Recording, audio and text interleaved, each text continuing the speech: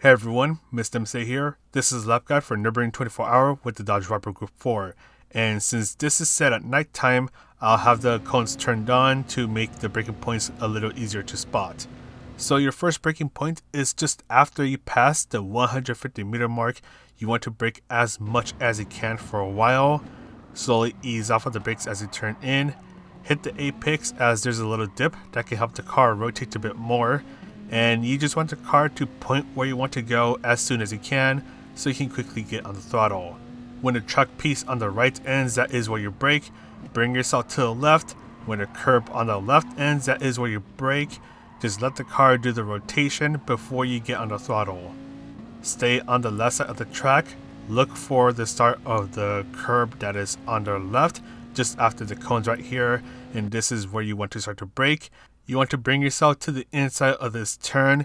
Let the car do the rotation by slowly easing off of the brakes. And once you're ready, that is where you start to fully accelerate.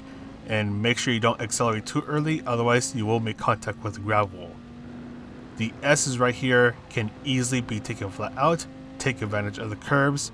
Bring yourself to the right, and when the tarmac on the right starts, where these cones are right here, that is where you brake. Slowly ease off of the brakes. Bring yourself to the left, then do little bits of braking. You just want to fine tune the car so you can get a fast, clean exit and avoid touching the gravel.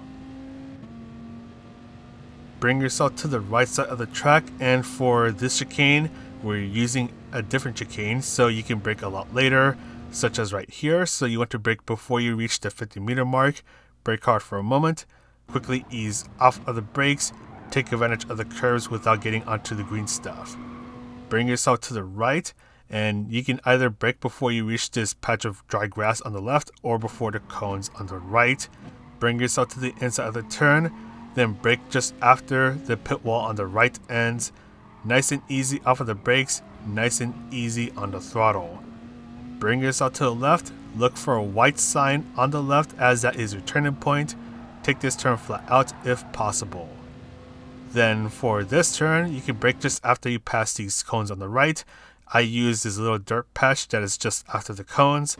You want to brake hard for a moment, carefully ease off of the brakes, slowly get on the throttle, take this left turn flat out, quick burst of braking as you go through the rest of the turns. Now for this turn, you can use the transition from the lighter to the darker tarmac as your braking point. So you want to brake hard for a very short moment, slowly ease off of the brakes, and then quickly get on the throttle. Now you want to eventually bring yourself to the left side of the track, and this is where it's going to get a little tricky. So just after you make this jump, you're going to start to turn in and then ease off of the throttle. If you do this right, you can quickly get back on the throttle, still make it through this turn without touching the grass, and you'll get a really fast exit speed. Let's go ahead and fast forward through this. Bring yourself to the right. Look for the second set of signs that are on the left and right sides of the track. All you want to do is just lift off of the throttle. Then slowly get back on it. Look for the curbs on the left as you want to brake just before it ends. You want to be braking hard for a while. Slowly ease off of the brakes. Bring yourself to the inside of the turn. Nice and easy on the throttle. Now for this section right here, you can easily take it flat out. Just try to go as fast as you can. Now this is where it gets a little tricky. So after this left turn, there's going to be a patch of dirt on the right that you can use as a braking point. If you're brave, you can brake right after you pass it. Take advantage of the apex, then brake right after that turn ends. You want to try to get through this as cleanly as possible. Then brake before you reach the crosswalk. Bring yourself to the inside of this left turn, do a little bit of throttle control, take advantage of the curves, and quickly get on the throttle. If you do this right, you can shave off quite a bit of time through that little section alone. Now for this upcoming left turn, all you want to do is just use a little bit of braking, then look for the writing on the tarmac as you want to brake just after you pass it. Brake just after you pass it, because if you brake a little too late, it is really easy to go wide and lose a lot of time. Use the signs on the left as your braking point, nice and easy into this hairpin, nice and easy on the throttle, and you can take this next turn flat out. Just bring yourself to the left side of the track. Look for the curb on the right as you want to start to use a little bit of braking just before it starts. Bring yourself to the inside of the turn. Nice and easy on the throttle. And just after you pass the cones on the left, that is where you brake. There's a patch of dirt there that you can also use as a braking point. Brake hard for a short moment. Control your braking as you go through these turns. Nice and easy on the throttle.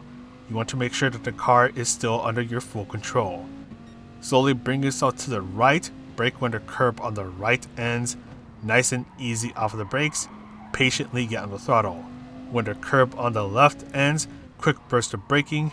Then let the car cruise for a moment, so no braking, no throttle. Get the car pointing where you want to go and then fully accelerate. This left turn can be taken flat out. Now for this turn, you want to look for this blue dot as you want to brake just after you pass it. So before you reach the Yokohama sign on the right, brake hard for a short moment, carefully ease off the brakes. You need to let the car do the rotation before you get on the throttle, because if you accelerate too early, you will hit the grass and you will ruin your run. So after going into hyperspeed mode, look for this curb on the right. It's a great curb, a little hard to see. When the curb ends, that is where you turn in and use a little bit of braking. You want to try to maintain your speed so you can still be going really fast and shave off even more time. Now brake before the curb on the left starts. Nice and easy off of the brakes as you turn in. Patiently get on the throttle. Now you want to look for this happy little tree that is on the left. It's the final tree before you reach the carousel. So just after you pass it, that is where you can start to brake. And you want to be easy off of the brakes. Nice and easy off of the brakes so the car doesn't spin out. And when you reach the end of the carousel, quickly get on the throttle. Now this upcoming left turn can be taken flat out. Then bring yourself to the right. Brake when the curb on the right starts. Just use little bits of braking. Lots of throttle control through these turns. And when you reach this path that is on the right, that is where you want to use a little bit more braking. Don't brake too hard, just little bits of braking. Let the car do the rotation and then accelerate. Take this right turn flat out, then brake just as that turn ends. Use braking and throttle control to maintain your speed through these turns, and brake when the curb on the left ends. Bring yourself to the inside of the turn, then look for this Yokohama sign as you want to brake before you pass it. Brake hard for a very short moment, then ease off of the brakes. Bring yourself to the left side of the track. Look for the great curb on the left as you want to brake just as it ends, and this turn is a little long and drawn out, so slowly ease off of the brakes. Brake when the curb on the left ends. Nice and easy off of the brakes. Patiently get on the throttle. Bring yourself to the right and look for this dirt patch that is on the right as you want to brake just as it starts. Brake hard for a short moment. Slowly ease off of the brakes. Just get the car pointing where you want to go and then accelerate. Normally for this turn, you can brake just before you make the jump, but if you're a little brave, you can brake right as you make the jump. If you do this right, you'll be able to maintain your speed and get a fast exit. Then this section right here, you can easily take a flat out. Just make sure you time your turn in right, which is pretty easy. Just keep going flat out. Then look for a digital flag that is on the right or for the cones on the left as you want to brake just after you pass them. Brake hard for a short moment, slowly ease off of the brakes, then brake when the gray curb on the right ends. Bring yourself to the inside of the turn, nice and easy on the throttle. Look for the sign that is on the right as you want to brake just as you pass it. Brake hard for a short moment, quickly ease off the brakes, bring yourself to the inside of the turn, and you can quickly get on the throttle. Use little bits of braking when the curb on the left ends, but do not hit the curb on the right. Then do a little bit of throttle control as you go through this turn. Try not to go too wide like how I do. Now take a deep breath as we are near the end of our lap. So as we fast forward through this, take this left turn flat out, take this right turn flat out, and you can brake just after the curb on the right ends. You want to be braking hard for a while and try to bring yourself to the inside of this turn. Get the car pointing where you want to go, and then fully accelerate and you are good to go. that is all for the lap guide. Let's go ahead and quickly take a look at the strategies. For this race, we are doing 2 laps at Nurburgring 24h with the Group 4 cars, and what makes this a little interesting is that we are doing it during the nighttime. So your usual braking points that you would use during the daytime here is going to be a little harder to spot. So you're going to need even more focus to try to make sure that you can nail your turns and not make any mistakes. And don't forget that we are on the racing hard tires, and those are the only tires allowed here. So make sure you warm them up by doing a little wiggle dance before you approach the first turn. You want to try to bring the heat onto your tires, so by the time you reach the Nordschleife section, your tires should be good to go. So as I just mentioned, we only have the racing hard tires to work with, so there's no mandatory tire requirements. The tire wear is a ×5, so it shouldn't bring much of a problem to anyone, including the front wheel drive cars, but you do want to adjust your brake balance so you can try to even out the tire wear as much as you can. So for example, with the Dodge Viper, the front tires wear out faster, so I want to bring the brake balance towards the rear of the car. So in this case, I had it at 2 to the rear. That way the rear tires picked a bit more of the work that needs to be done, and the front tires wear out a little slower. Fuel is also at ×2, so that's not going to present an issue at all, which means that this race is an easy no-stop race.